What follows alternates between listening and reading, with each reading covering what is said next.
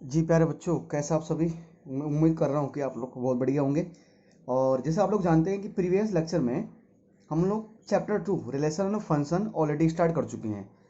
और आज हम क्या करेंगे सर, आज हम इसका एक्सरसाइज 2.1 करेंगे। ठीक है सर, 2.1 का जो भी क्वेश्चन होंगे उन सबको हम निपटा देंगे इस वीडियो में। ठीक है। और आई होप कि एक ही पार्ट में ख़त्म हो जाएगा 2.1। ठीक है सर, जो जिन बच्चों ने 2.1 का बेसिक नहीं देखा वो जाकर पहले वाला बेसिक देख लीजिए, है ना। उस वीडियो का लिंक आपको आज के वीडियो के डिस्क्रिप्शन बॉक्स में मिल जाएगा। और अगर कोई बच्चा आप में से हमसे जुड़ना चाहता है तो एक दो नंबर से हमें कॉल कर सकता है। ठीक है सर, तो चलिए यार, ज़्यादा देरी न करते हुए शुरू करते हैं। ठीक है। और हाँ, एक बार बोलना चाहता हूँ मैं कि अगर किसी बच्चे ने प्रीवियस लेक्चर नहीं देखा, इसका बेसिक नहीं देखा, तो जाकर पहले वो बेसिक देख लो आप। ठीक है। जब बेसिक देख पाओगे तभी आपको 2.1 समझ में आएगा।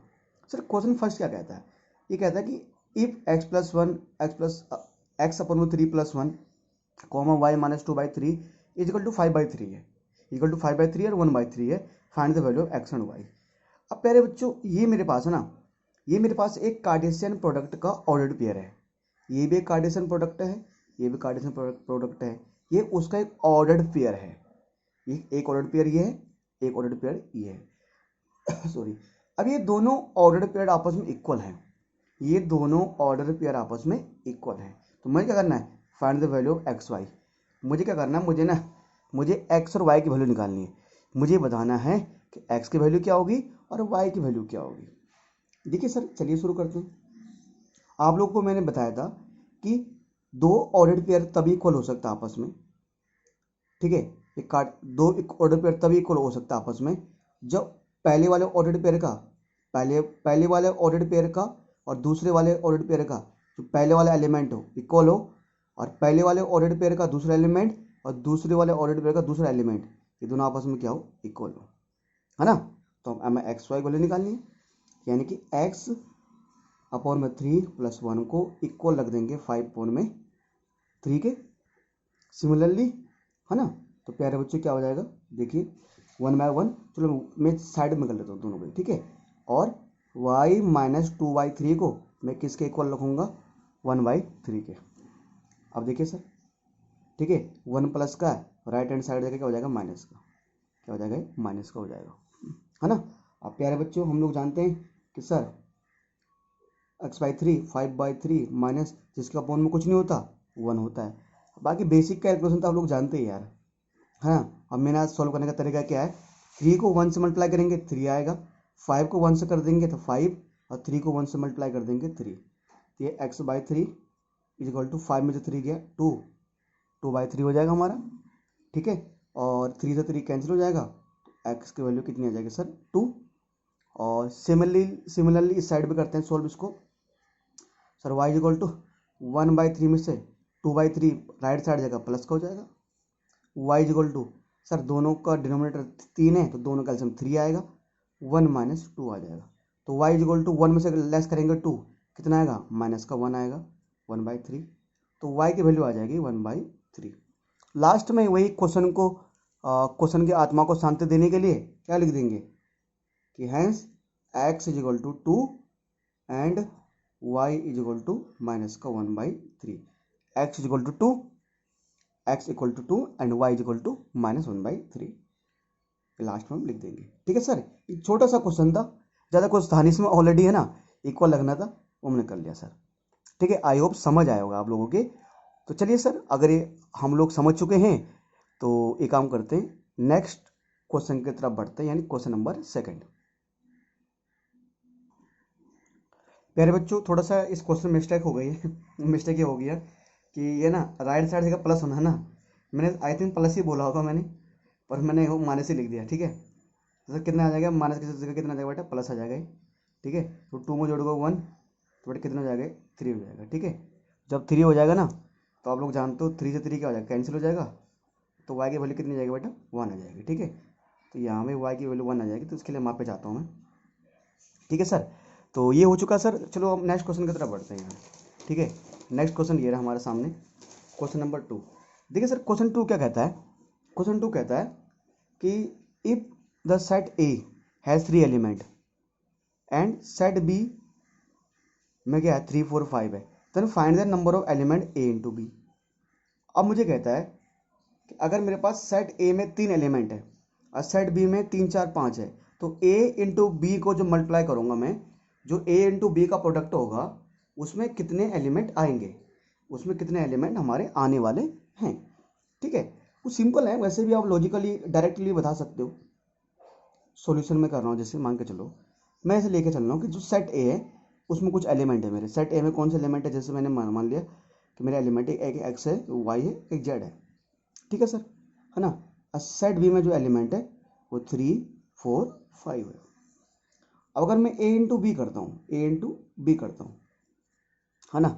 अब ऐसे ही देख लो, नॉर्मल सी बात है, अगर मैं यहाँ पर रफ वर्क करूँ, ठीक है, 3 एलिमेंट इसमें है और 3 एलिमेंट इसमें है, 3 एलिमेंट इसमें आ रहे हैं, 3 इसमें आ रहे हैं, तो बेटा 3 इंटू 3 कितना हो जाएगा, तो 9 हो जाएगा वैसे भी, है ना। 3 इंटू 3 कितना हो जाएगा बेटा, 9 हो जाएगा वैसे भी। 3 एलिमेंट इसमें आ रहे हैं, 3 एलिमेंट इसमें आ रहे हैं, तो कितने हो जाएंगे, 9 हो जाएगा। हम डायरेक्टली 9 न्यूटन, है ना, 9 बोल सकते हैं। अच्छा, अगर अगर कोई बच्चा चाहता है कि सर एक बार फाइंड आउट, एक बार सर निकालते हैं कि चलो सर 9 कैसे आ रहे हैं, एक बार प्रूव करके देख लेते हैं। ठीक है, चलिए सर चेक कर लेते हैं। देखो मैंने कार्टेशियन प्रोडक्ट निकालने का सिंपल तरीका बताया था। एक तो मैंने आपको वो एरो डायग्राम वाला बताया था, है ना, और एक यही डायरेक्टली समझा देता हूँ, बिना एरर क्यों करें। देखो देखो पहले ना समझो, एक बार इस एक्स को इन सभी से मल्टीप्लाई करना है। ठीक है, तो देखो कितना आ जाएगा भाई, एक्स को किसके साथ, 3 के साथ। ठीक है, फिर वाई किसके साथ, बट नहीं इसी एक्स को, ये एक्स किसके साथ, 4 के साथ, फिर एक्स किसके साथ, 5 के साथ। ठीक है सर, अब चाहता हूँ मैं आपको ऐसे करके बता देता हूँ। देन उसके बाद बेटा एक्स एक्स खत्म हो गया, किसकी बारी, वाई की। वाई किसके साथ, 3 के साथ, वाई 4 के साथ, वाई का 5 के साथ, वाई का 5 के साथ। देन जेड की बात करें, जेड का 3 के साथ, जेड का 4 के साथ और जेड का 5 के साथ। ठीक है, तो प्यारे बच्चों आप देखो टोटल कितने हमारे ऑर्डर्ड पेयर बन रहे हैं, यानी जो हमारे कह रहे हैं ना नंबर ऑफ एलिमेंट, कितने एलिमेंट आ रहे हैं बेटा हमारे। ठीक है, 1 2 3 4 5 6 7 8 9, तो हम बोल सकते हैं A into B equal to 9 element आ रहे हैं। कितने एलिमेंट आ रहे हैं बेटा हमारे, 9 एलिमेंट हमारे आ रहे हैं, है ना। ये भी सिंपल सा क्वेश्चन था। तो बेटा 2.1 के जो क्वेश्चन है ना उनमें कुछ ज़्यादा वजन नहीं है, ज़्यादा टिपिकल नहीं है, पर हाँ एक चीज़ जरूर है कि अगर आपने 2.1 आसानी से कर लिया, सही से समझ लिया ना, तो फिर इसका ये मतलब है कि जो आगे आने वाले क्वेश्चंस है ना, जो आगे 2.2 आएगा, 2.3 आएगा, जो रिलेशन फंक्शन वाले क्वेश्चन आएंगे ना, वहां के लिए आपके बेस तैयार कर रहा है। ये आप समझ गए तो आगे के क्वेश्चन आप आसानी से समझ जाओगे। ठीक है सर, चलो सर बढ़ते हैं अगले प्रश्न की तरफ। चलिए सर करते हैं क्वेश्चन नंबर 3। देखिए सर क्वेश्चन नंबर 3 कहता है, सिंपल सा क्वेश्चन है सर, ये भी ज़्यादा कुछ दिक्कत वाली बात नहीं इसमें भी। ठीक है, आप देख ही रहे हैं कि if G is equal to 7 8, तो सेट जी में कौन सा एलिमेंट दिया हुआ है, 7 और 8 दिया हुआ है यार। ठीक है, एच में कौन सा एलिमेंट दिया हुआ है, 5 4 2, ये दिया हुआ है। कह रहे क्या निकालो, जी इंटू एच निकालो और अगले में एच इंटू जी निकालो। यार ये तो ऐसा लगता नहीं है आपकी भावनाओं से खेल रहा है, फीलिंग से खेल रहा है, मतलब ये प्राइमरी की बातें हैं, ये तो जोड़ना घटाना वही सिखा रहा है आपको, ये है ना, जो हम ऑलरेडी करते आ रहे हैं। चलिए सर करते हैं। कहता है क्या करो, जी इंटू एच करो। लो भैया जी इंटू एच कर लो, कोई दिक्कत नहीं, सेट का साइन आ जाएगा, है ना। 7 का किसके साथ, 5 के साथ, बना दो पेयर। 7 का किसके साथ, 4 के साथ। ठीक है, बना दो पेयर। ठीक है, 7 का किसके साथ, 2 के साथ, बना दो पेयर। सर आसान है बिल्कुल, 7 का हो गया। अब 8 का देख लो यार, 8 का किसके साथ, 5 के साथ, पेयर बना दो। 8 का 4 के साथ, 8 का 2 के साथ। बताइए सर हो गया, कोई बड़ी बात है सर, नहीं। पहले समझो कि हमने 7 को सबसे मल्टीप्लाई किया, फिर इसे 8 को इन सबसे मल्टीप्लाई कर दिया, कोई बड़ी बात है सर, नहीं बड़ी बात नहीं है। ठीक है, जी इंटू एच, अब एच इंटू जी बोल रहा है, मतलब जी इंटू एच बोल रहा था तो पहले जी का एलिमेंट रखा। हाँ सब में देखा हमने, उसने जी इंटू एच बोला ना, सब में पहले किसका एलिमेंट है, जी का एलिमेंट है। 7 7 7, फिर अगले फिर दोबारा पहला एलिमेंट किसका है, जी का है। अब एच इंटू जी बोल रहा है, क्या कर रहा है, एच इंटू जी कह रहा है। कोई दिक्कत नहीं भाई, निकाल देंगे हम एच इंटू जी भी यार, ये भी कौन सी बड़ी बात है। तो एच इंटू जी में पहले एलिमेंट किसका आएगा, एच का, पर दूसरा एलिमेंट किसका आएगा, जी का। मतलब हम जी को एच से मल्टीप्लाई करना है, कर दो सर कोई दिक्कत नहीं है। यानी 7, 5 मल्टीप्लाई 7, 5 मल्टीप्लाई 7, यही तो है। 5 multiply 7, 5 multiply 8, 5 multiply 8, 5 multiply 7, 5 multiply 8 हो गया 5 का। चलिए भाई अब किसकी बारी है, समझो 4 की बारी है। 4 मल्टीप्लाई 7 और 4 मल्टीप्लाई 8, चलिए सर, और हो गया समझो 2 मल्टीप्लाई 7, ऐसे तो बोल सकते हैं, और 2 क्या का 8 के साथ, है ना। ये मल्टीप्लाई में नहीं है, पर समझाने के लिए बोलना पड़ता है आपको। बाकी तो इनको बोलते हैं ऑर्डर्ड पेयर है एक तरह का, ठीक है। अब इनमें देख रहे होंगे अगर एच इंटू जी आया ना, तो सब में जो फर्स्ट वाला एलिमेंट है, जैसे 5, ये जो जितने भी ऑर्डर पेयर हैं उनमें जो पहले वाला एलिमेंट है ना, वो एच वाले सेट से आया है, क्योंकि यहाँ पर पहले एच लिखा हुआ है। 5 एच में, 5 एच में, 4 एच में, 4 एच में, 2 एच में, ये 2 किसमें, एच वाले सेट में। ठीक है सर। सर इसमें इतना ही करना है क्या, हाँ भाई इतना ही करना है यार, और क्या मांगोगे। वो जी इंटू एच और एच इंटू जी बोल रहा है, अब बच्चे के जान लोगे क्या। ठीक है सर, उम्मीद कर रहा हूँ समझ गए होंगे। चलिए बेटा अगला क्वेश्चन देखते हैं अब। चलिए सर करते हैं इसका फोर्थ क्वेश्चन। तो बेटा क्वेश्चन फोर्थ क्या कहता है, क्वेश्चन फोर्थ कहता है state whether the each of the following statement are true और false. If the statement is false rewrite the given statement correctly. मुझे कुछ स्टेटमेंट दिए होंगे नीचे, अभी मैंने लिखे ही नहीं है, मैं लिख रहा हूँ मैं, ठीक है। वो कहता है कि इनमें से कौन से स्टेटमेंट ट्रू है और कौन से फॉल्स है, पहले ये बताने हैं। और इफ द स्टेटमेंट फॉल्स, अगर वो फॉल्स हुआ तो उसको हमें सही करके ट्रू बनाना है, ठीक है। देखो सर पहला स्टेटमेंट में लिखता हूँ, जो मेरे पास पहला स्टेटमेंट है, जैसे वो बोला गया बच्चों मुझे कि इफ इफ जो मेरा पी सेट है बेटा, सेट पी में कुछ दो एलिमेंट है मेरे पास, कौन सा एलिमेंट है बेटा, एम और एन नाम के एलिमेंट है। जबकि जो क्यू सेट है बेटा, क्यू सेट में कौन सा एलिमेंट है सर, एन और एम नाम के दो एलिमेंट है। तो ये बोलता है देन क्या P इंटू क्यू, क्या P इंटू क्यू सिर्फ इतना ही आएगा कि M N ordered pair N M, सिर्फ इतना ही आ गया क्या, बताइए यार। मुझे कहता है कि पी में ये एलिमेंट है और क्यू में ये एलिमेंट है, तो कह रहा है पी और क्यू का जो प्रोडक्ट आएगा या जो इनका कार्टेशियन प्रोडक्ट आएगा वो सिर्फ इतना ही आएगा। यार हमने कहा कॉमन सेंस की बात है, इतना बेको तो हमें हमें तुम समझ रहे हो यार, है ना। ये तो बेको वाली बात हो गई कि दो एलिमेंट इसमें दो एलिमेंट इसमें, तो कितने हो जाएंगे टोटल, चार बनेंगे यार। टोटल चार प्रोडक्ट पेयर ऑर्डर्ड पेयर बनेंगे ना, जबकि यहाँ पर कितने बने हुए हैं, दो, एक और एक, सिर्फ दो ऑर्डर्ड पेयर बन रहे हैं, जबकि बनने कितने चाहिए, चार ऑर्डर्ड पेयर बनने चाहिए सर, है ना। तो ये तो हर कोई बच्चा बता सकता है यार कि सर ये क्या हमारे पास, इसका फर्स्ट पार्ट है कि हमारे फॉल्स है। अगर फॉल्स है तो सर ट्रू करो, तो चलो सर ट्रू करने की हमारे पास हिम्मत है, ऐसी वाली बात नहीं है। पी इंटू क्यू को ट्रू प्रूव करना है, चलिए सर कर देते हैं। प्यारे बच्चों आप लोग जानते हैं सिंपल सी बात है, पी इंटू क्यू है ना, तो पहले एम का एन के साथ, एम का एन के साथ, फिर इसी एम का एम के साथ, फिर इसी एम का एम के साथ, ठीक है। फिर अब बारी एन का एन के साथ, एन का एन के साथ, फिर इसी एन का एम के साथ, फिर इसी एन का एम के साथ, ये ऑर्डर्ड पेयर बनेगा सही। कितने बनेंगे टोटल, चार बनने चाहिए ना, ये कह रहा है दो ही बनने, एक और दो, दो थोड़े ना बनेंगे, टोटल चार ऑर्डर्ड पेयर बनेंगे यहाँ पर, ठीक है सर। इसका ये एग्जैक्ट आंसर यही है। अब चलिए सर इसका कर देखते हैं सेकंड पार्ट क्या बोलता है, ठीक है। इसका सेकंड पार्ट क्या बोल रहा है एक बार देखे तो सही, हम भी इसको देखें इसका सेकंड पार्ट क्या कह रहा है। देखो बच्चों इसका सेकंड पार्ट ये कहता है कि यार, इसका सेकंड पार्ट ये कहता है कि क्या कहता है कि sir if if A and B, if A and B are non, ठीक है, नॉन एम्प्टी सेट्स। बेटा ए और बी क्या है सर, ए और बी नॉन एम्प्टी सेट्स है, कोई दिक्कत नहीं, ठीक है। Then A into B, A into B is non empty, बिल्कुल ए और बी का कार्टेशियन प्रोडक्ट क्या आएगा, नॉन एम्प्टी आएगा। Non empty set of O R of ordered pair, बिल्कुल ऑर्डर्ड पेयर एक्स वाई, ठीक है सर, अभी तक आप सही कह रहे हो। सच दैट इस प्रकार है कि सच दैट बोल देते हैं, सच दैट एक्स बिलोंग कर रहा है ए से, चलिए, एंड जो वाई है वो बिलोंग कर रहा है बी से।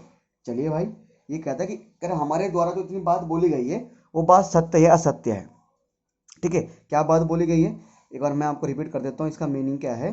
कह रहा है ए और बी दो सेट है, ठीक है, और दोनों आर नॉन एम्प्टी सेट है, ए और बी दोनों नॉन एम्प्टी सेट है, ठीक। कुछ नॉन एम्प्टी मतलब ए और बी के अंदर कुछ ना कुछ होगा ही होगा, ठीक है भैया। देन ए और B is non empty set of the ordered pair, यानी जो ए और बी का जो प्रोडक्ट आएगा वो भी नॉन एम्प्टी होगा। नॉन एम्प्टी सेट का मतलब होता है जिस सेट के अंदर कुछ ना कुछ एलिमेंट होते हैं, नाम ही क्या है, नॉन एम्प्टी, मतलब खाली नहीं है, ठीक है।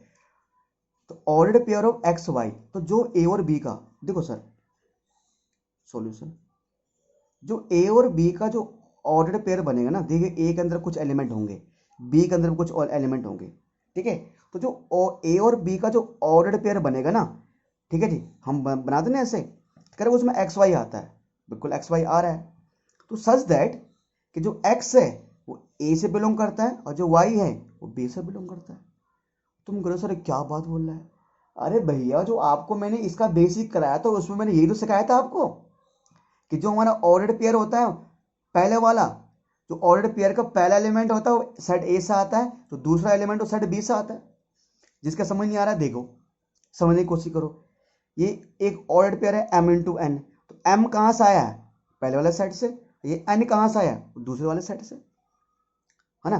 n तो दूसरे वाले सेट से आता है ना, मतलब पहले जो ऑर्डर्ड पेयर का फर्स्ट वाला एलिमेंट अगर p इंटू क्यू, अगर ऑर्डर्ड पेयर में p इंटू क्यू है तो ऑर्डर्ड पेयर का जो पहला वाला एलिमेंट है वो पहले वाले सेट से आएगा और दूसरा वाला एलिमेंट दूसरे सेट से आएगा।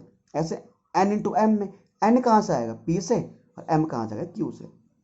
तो ये कहती है जो बोल रहा है a इंटू बी में जो हमारा ऑर्डर्ड पेयर, लो मैं ऐसे लिख ही देता हूँ ले यार, जो ordered pair x into y बोल रहा है कि x बिलोंग कर रहा है a से और y बिलोंग करता है b से, ये तो बोल रहा है x a से आया y b से आया, तो सही तो बोल रहा है ये। इसमें कौन सा उसने गलत बोल दिया भाई, ट्रू है ये बात भी, ये बात भी, इस बात में वजन है भाई, ये बात एकदम ट्रू है, यानी एक बात एकदम सत्य वाली बात है सर, एकदम सटीक वाली बात उसने बोली है, बिल्कुल सही बात है सर, ये ट्रू है ना। ये पहले से बिलोंग करता है, ये दूसरे सेट से बिलोंग करता है। चलिए सर, है ना, ये हो गया। तो सर एक काम करते हैं यार, ज़्यादा देरी ना करते हुए इसका थर्ड पार्ट भी लिख लेते हैं।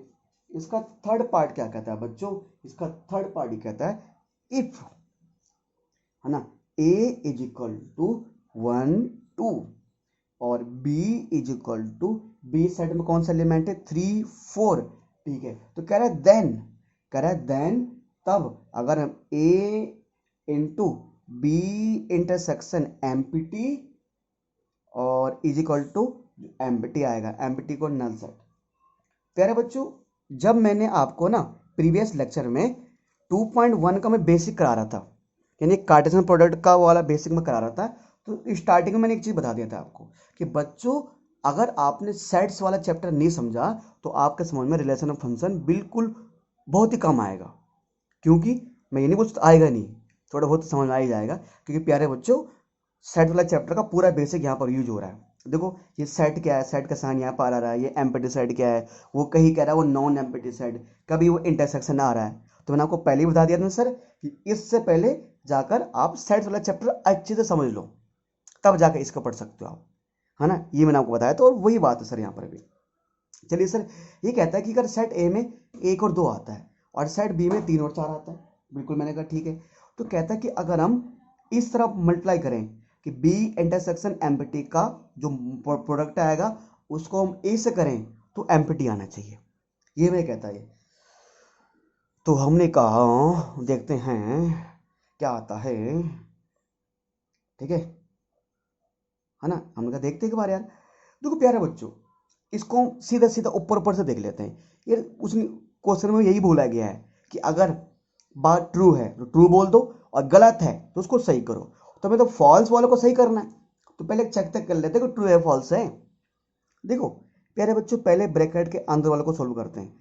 बी इंटरसेक्शन एम्प्टी, यानी बी में 3 4 आ रहा है, ठीक है, और इसका एम्प्टी सेट के साथ अगर इंटरसेक्शन निकालोगे तो क्या आएगा हमारा।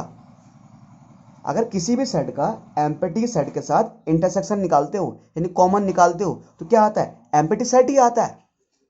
बी सेट का एम्प्टी सेट के साथ कॉमन निकालोगे ना, इंटरसेक्शन निकालोगे तो एम्प्टी आएगा। तो इन दोनों का इंटरसेक्शन आएगा एम्प्टी, और उस एम्प्टी को आप सेट ए से मल्टीप्लाई करोगे।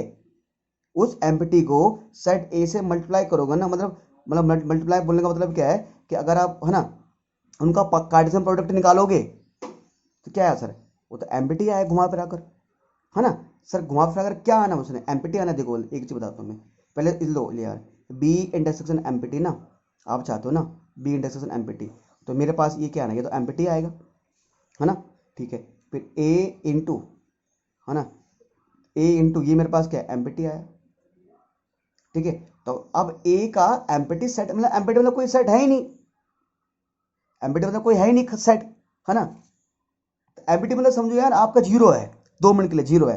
किसी भी नंबर को जीरो, एम्प्टी मतलब समझो जीरो है, किसी भी नंबर को जीरो से मल्टीप्लाई करोगे तो क्या आएगा सर, जीरो आएगा, एम्प्टी आएगा। सर ये बात क्या एकदम ट्रू बात है, ये जो बात बोलोगे एकदम ट्रू है ना। इन दोनों का कॉमन तो एम्प्टी आएगा, और ए का एम्प्टी सेट के साथ एम्प्टी तो आएगा सर। मतलब इन दोनों का कार्टेशियन प्रोडक्ट तो बनेगा ही नहीं सर, पॉसिबल ही नहीं है सर। ठीक है प्यारे बच्चों, तो उम्मीद करता हूँ जो क्वेश्चन नंबर 4 था बहुत ही आसान है ना। इसके तीनों पार्ट आपको बहुत अच्छे लगे होंगे, बहुत प्यारे पार्ट है इसके। ठीक है, तो चलिए अब बढ़ते हैं क्वेश्चन नंबर 5 की तरफ। प्यारे बच्चों, ये आपके सामने स्क्रीन पर एक क्वेश्चन है, if A is equal to, है ना, सेट ए में -1 1 है, हमें निकालना ए इंटू ए। बच्चों इस क्वेश्चन को कराने से पहले मैं आपको एक चीज बताना चाहता हूँ कि ऐसे ही क्वेश्चन लगभग बस वैल्यू चेंज है। मैंने आपको जो इसका प्रीवियस लेक्चर था वहां पर एक एग्जाम्पल देकर मैंने करा दिया था। तो हमारे बहुत सारे बच्चे तो बोलेंगे ना सर आता हमें, जो ऑलरेडी समझ गए होंगे इसको। ठीक है, जिन बच्चों ने नहीं देखा वो समझा नहीं, वो बच्चे दोबारा फिर से समझ लेंगे इसको। तो ना सॉरी मैं एग्जाम्पल क्यों लिख रहा हूँ, मैं आंसर नंबर जो भी 5, क्वेश्चन नंबर 5 का आंसर लिखना मुझे। देखो सर, अभी तक तो मुझे ए इंटू ए होता था मेरे पास। मैंने आपको ना, मैंने कहा जिन बच्चों को दिक्कत आ रही है ना वो ऐसा कर लो, वो उनको मैंने एरो डायग्राम सिखाया था। वो एरो डायग्राम क्या होता है, देखो यार सर क्या चीज़ है ये भैया नई चीज़ है ये सिखाने के लिए, तो पता नहीं है भैया। ठीक है, मैंने कहा देखो बेटा, इस एरो डायग्राम में भी सेट ए लिखना है, यहाँ भी सेट ए लिखना है, मतलब इसमें भी सेट ए के ही एलिमेंट लिखने हैं, क्या है -1 1। ठीक है भाई, और यहाँ पर भी -1 और 1 आएगा। अब मैंने क्या समझाया था, कुछ नहीं, ए इंटू ए करना है ना, तो पहले इस, यानी पहले ये इस -1 को -1 से मल्टीप्लाई करना है, फिर इसी -1 को 1 से करना है। ठीक है, फिर ये भी है ना, पहले इसको इन दोनों से मल्टीप्लाई करना है, और फिर अब बारी किसका है 1 को, फिर 1 को -1 से, देन इसी 1 को 1 से। ये मैं आपको तरीका सिखा रहा हूँ आगे के लिए, कि अभी जब रिलेशन फंक्शन करेंगे ना तो वहां पर हम एरो डायग्राम का यूज करने वाले बच्चों। ठीक है सर, हाँ। तो देखो सर, पहले मैं निकालता हूँ ए इंटू ए, तरीका समझाता मैंने आपको परसों, ए इंटू ए। तो यानी पहले -1 को 1 से मल्टीप्लाई, -1 है क्या, हाँ -1 है, -1 को -1 से कीजिए, -1 का -1 के साथ कनेक्शन जोड़िए, फिर इसी -1 का 1 के साथ जोड़िए, इसी -1 का 1 के साथ जोड़िए, खत्म। -1 की बारी खत्म हो गई, किसकी बारी आई 1 की, फिर 1 को -1 से करिए, 1 को -1 से करिए, फिर इसी 1 को किस से करिए 1 से करिए, फिर इसी 1 को किस से करिए 1 से करिए, है ना, सिंपल। पहले -1 को इन दोनों से मल्टीप्लाई करना होता है, समझो, फिर इस 1 को इन दोनों से करना पड़ता, मल्टीप्लाई करना पड़ता ना। तो -1 -1 -1 1 1 -1 और 1 1, ये हो गया सर। ये क्या है, ए इंटू ए आया। अब प्यारे बच्चों ये आया, अब ए इंटू ए आया, तो मुझे तो ए इंटू ए निकालना है, ट्रिपल ए निकालना है। तो मैंने प्यारे बच्चों आपको उस दिन एक और आसान तरीका समझा दिया था। मैंने कहा जिस बच्चे को थोड़ा डाउट लग रहा है ना, वो ऐसे देख लो भाई कि इसमें भी क्या कर दो। देखो भाई, इसमें देखो, अब मैं ए इंटू ए निकाल चुका हूँ ना, है ना, मैं ए इंटू ए निकाल चुका हूँ, तो इसका नाम रख दो ए इंटू ए। इसका नाम रख दो क्या, ए इंटू ए रख दो, और इसका नाम रख दो ए। मतलब इसमें इस इस वाले जो इलिप्स है, वैसे ये सर्कल नहीं है, इसको इलिप्स बोलेंगे हम। ये जो इलिप्स है ना, इस वाले में कौन सा एलिमेंट रखेंगे, जो ए इंटू ए करके आए। मतलब सर जैसे ये एक पूरा एक एलिमेंट है अभी हमारे लिए, यानी कि -1 और -1 को रखेंगे, फिर -1 और 1 को रखेंगे, फिर 1 और -1 को रखेंगे, और फिर 1 और 1 को रखेंगे। -1 1 -1 1 1 -1 और 1 1 रख दिया। फिर ए सेट, क्योंकि ए इंटू ए को करने पर 1 2 3 4 आया, लिख दिया सेट ए। इसमें मैंने ए लिखा ना, तो ए लिखा है, तो इसमें कौन से एलिमेंट आएंगे, सेट ए के आएंगे। सेट ए में क्या है, -1 1, यानी -1 और 1। ध्यान में अलग अलग आएंगे, एक साथ मत लिख देना कि ऐसे -1 1 नहीं, क्योंकि ये तो दोनों अलग अलग है ना, दो अलग अलग एलिमेंट है, -1 और 1, ये दोनों अलग अलग एलिमेंट है, और यहाँ पर ये दोनों एक ही एलिमेंट में काउंट हो जाएंगे। ठीक है सर, चलिए सर 1 बाय 1 करते हैं।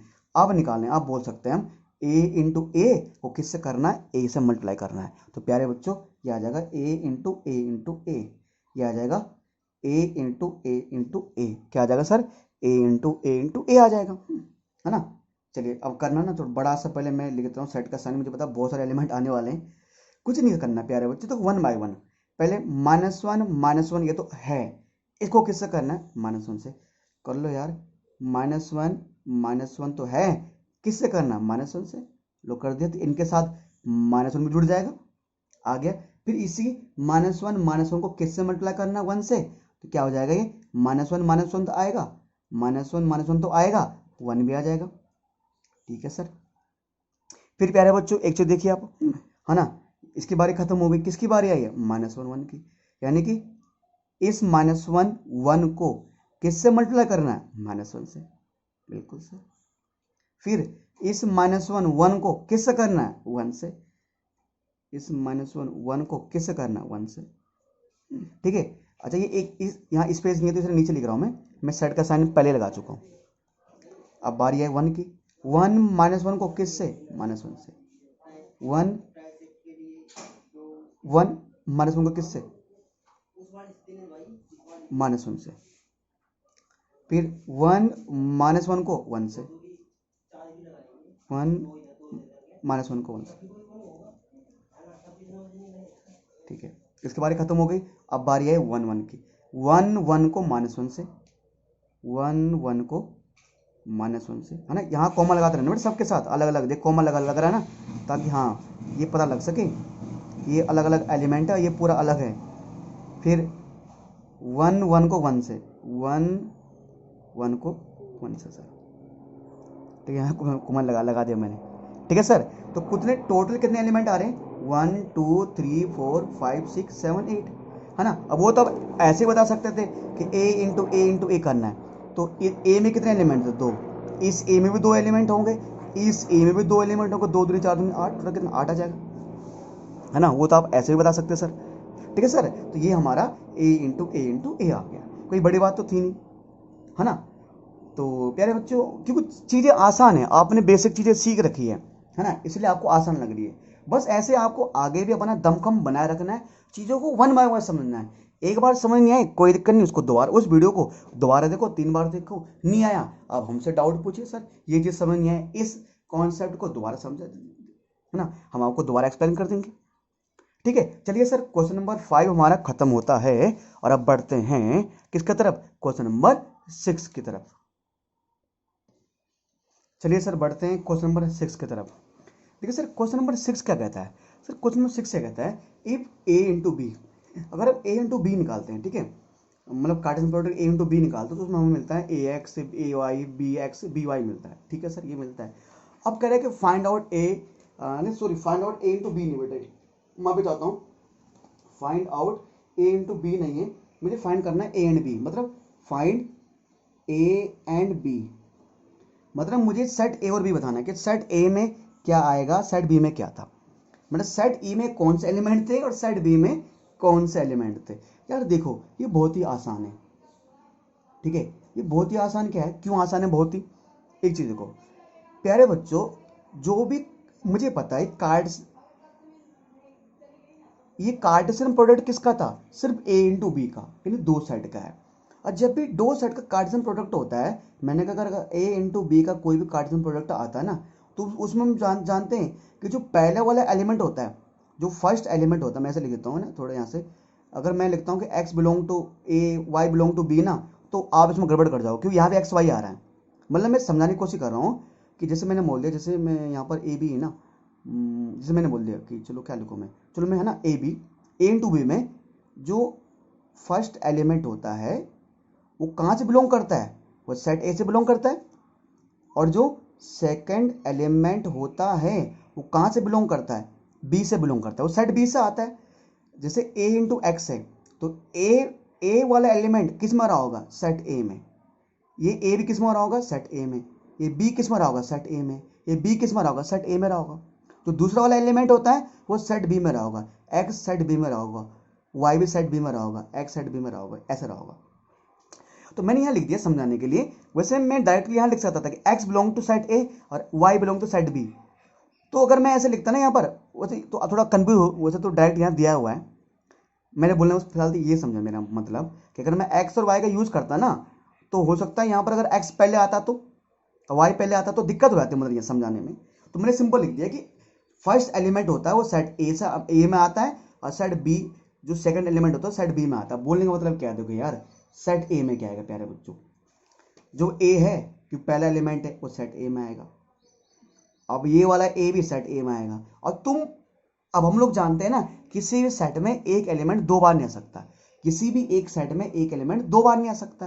तो मुझे पता है पहले वाले में एलिमेंट सेट ए से आएगा। अब तुम बोलोगे सर ये भी तो ए से आएगा, पर इसको मैं ऑलरेडी लिख चुका हूं प्यारे बच्चों, ठीक है। चलो ये लिखना, सेट बी ये वाला एलिमेंट कहां से आया होगा, ए से आएगा, क्योंकि ये कार्टेशियन प्रोडक्ट में फर्स्ट एलिमेंट है इसलिए, ठीक है। तो ये भी यहां से आएगा। बी की बात करें सर ये बी, अरे बी को मैं ऑलरेडी लिख चुका हूं ना, दो बार थोड़ा लिखेंगे एक एलिमेंट को। सेट बी की बात करें, जो ऑर्डर्ड पेयर होता है, जो उसका सेकंड एलिमेंट वो सेट बी से आता है, मतलब सेकंड सेट से आता है। एक्स कहाँ आएगा, सेट बी से, ठीक है, एक्स। उसके बाद वाई कहाँ से आएगा, वो सेट बी से आएगा। एक्स तो ऑलरेडी लिख चुका हूं मैं, वाई भी लिख चुका हूं मैं, हो गया सर खत्म। कार्टेशियन प्रोडक्ट में जो पहले वाला एलिमेंट उस पहले वाले सेट से आता है, तो ए बी बी। अब दो बार ए दो बार बी, तो मैं दो बार ए दो बार बी लिखूंगा क्या, क्योंकि सेट में कोई भी एलिमेंट रिपीट नहीं हो सकता, हमने सुना है ये। तो चलिए एक ही बार लिखेंगे, ठीक है। और ऐसे एक्स वाई दो बार एक्स है दो बार वाई है, तो लिखेंगे तो एक ही बार ही। अब प्यारे बच्चों आप वैसे लगा लो, देखो दो एलिमेंट इसमें, दो एलिमेंट है, दो इंटू दो कितना आ गया, चार। टोटल कितना ऑर्डर पेयर बन रहे हैं, टोटल चार ऑर्डर पेयर बन रहे हैं। तो प्यारे बच्चों यानी कि यहाँ पर ए और बी सेट ए से बिलोंग करता है, और एक्स वाई सेट बी से बिलोंग करते हैं, ठीक है सर, है ना। तो चलिए सर अब बढ़ते हैं अगले प्रश्न की तरफ। इसमें इतना ही है सर, इसमें ज्यादा कुछ नहीं है।